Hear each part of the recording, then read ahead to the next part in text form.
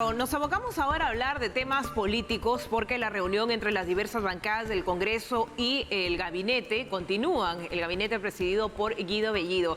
La politóloga Paula Tábara nos acompaña a esta hora de la mañana para enmarcar un poco la situación que hemos vivido en los últimos días. ¿Cómo está, Paula? Bienvenida y gracias por su tiempo. Buenos días, un gusto. ¿Qué margen de acción podríamos esperar con estas nuevas reuniones de las bancadas? Hay, digamos, algunas que han dejado una posición muy clara de no reunirse en tanto algunos ministros de Estado cuestionados con investigaciones no renuncien. Hoy se tiene prevista la participación del Partido Morado y Somos Perú.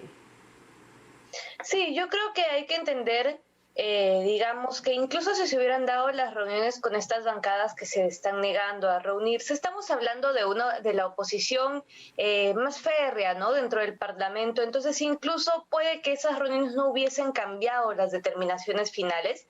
Son un signo que debería preocuparnos en tanto, bueno, creo que hacen incidencia en el malestar de una buena parte de la población con determinadas designaciones, pero que para el gobierno lo más importante van a ser probablemente estas reuniones con los partidos que llamamos de centro, como bien son los partidos que has mencionado, ¿no? Alianza por el Progreso, Somos Perú, el Partido Morado, Acción Popular. Entonces, estas reuniones son las que realmente le van a permitir tener mayor margen de diálogo para poder, pues, buscar la confianza.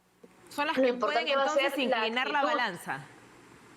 Podría inclinarse la balanza dependiendo de la actitud con la que el gobierno y el premier Bellido logren dialogar con el Congreso. Si la actitud es confrontacional, como hemos estado viendo en algunos momentos por parte del premier Bellido, pues probablemente eso hará mucho más difícil que se encuentren acuerdos, porque ya hay resistencias. Se trata precisamente de generar confianza, vencer esas resistencias e ir encontrando algunos puntos que le permitan tener algún primer momento de confianza, aunque ello no niegue que se puedan luego cuestionar a los ministros, interpelarles en el Parlamento o censurarles si es que llegase el caso.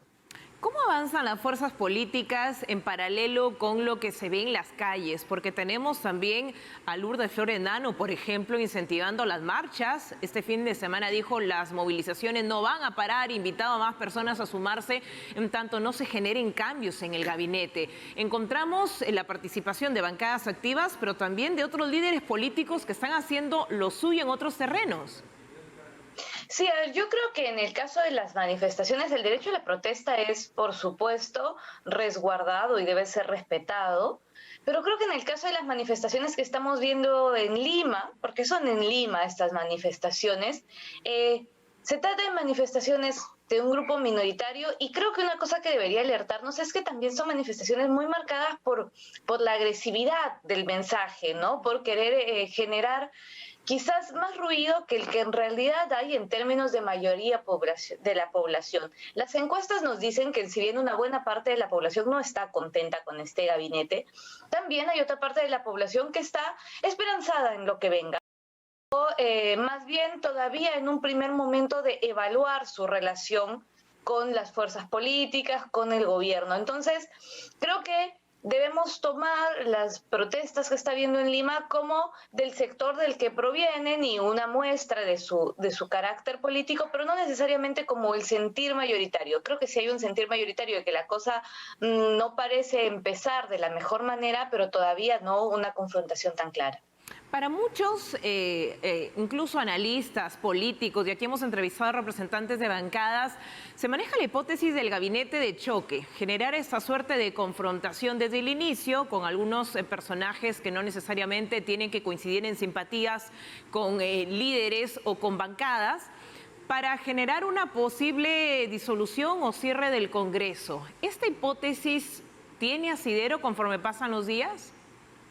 Yo creo que esta hipótesis hablaría muy mal de la vocación democrática del gobierno, pero además creo que tiene más de temores inflados en el tiempo respecto de la posibilidad de actuación que de realmente una posibilidad real, a la redundancia. Tengamos en cuenta, es difícil imaginar un partido como Perú Libre con una estrategia súper desarrollada al respecto. De hecho, ya lo han dicho otros analistas e incluso otros abogados constitucionalistas, esta supuesta hipótesis, esta teoría, ¿no? Esta estrategia, podría verse cortada a la mitad porque en realidad podrían vacarle luego de una cosa como esa al presidente Castillo. Entonces no parece que tenga un asidero, digamos, en el que analíticamente, racionalmente esto sea así, sino más bien, de nuevo, volvemos a esa lógica de generar temores vinculados pues con un corte en la democracia. Lo que sí creo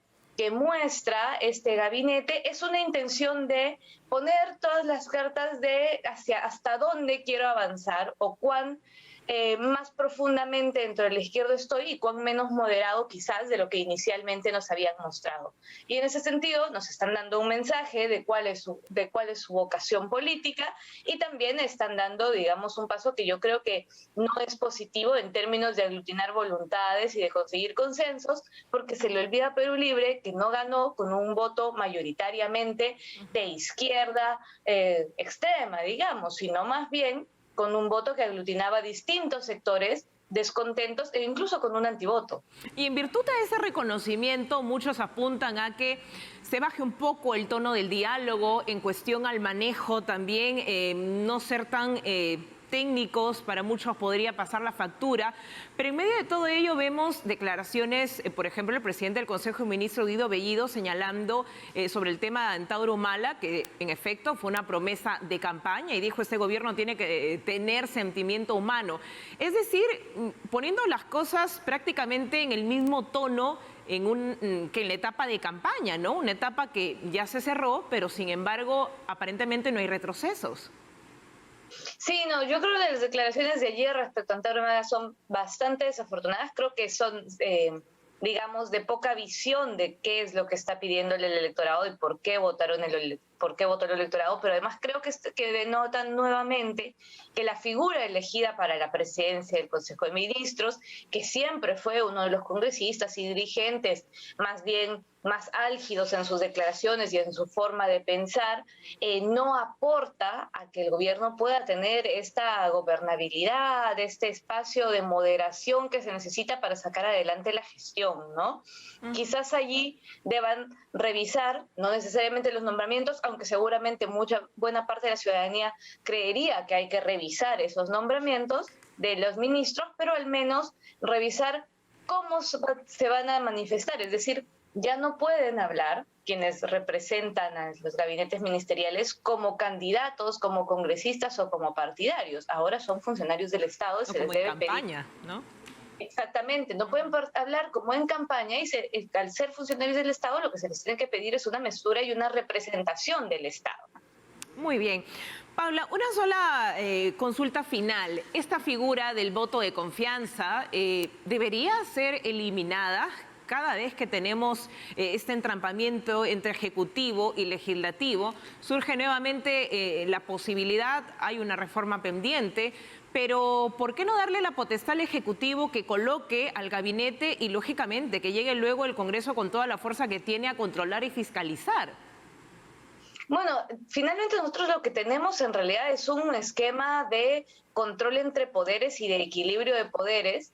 Es cierto que podríamos evaluar más que una eliminación, quizás alguna forma en la que esto fuera dado pues después de algunos meses, después de que se haya podido avanzar hasta un cierto punto y mostrar algunos resultados, pero creo que ahora mismo lo más importante, dado que no tenemos esa posibilidad de cambio y eliminación, es encontrar los medios para que el gobierno logre tener un diálogo lo más democrático y respetuoso posible con el Parlamento y que entonces podamos empezar a hablar de qué es lo que va haciendo el gobierno del señor Castillo y no cómo llegamos o las intríngulis que están ocurriendo ahora mismo, que lamentablemente son las que están copando el panorama porque el propio gobierno, digamos, nos ha puesto en esta situación.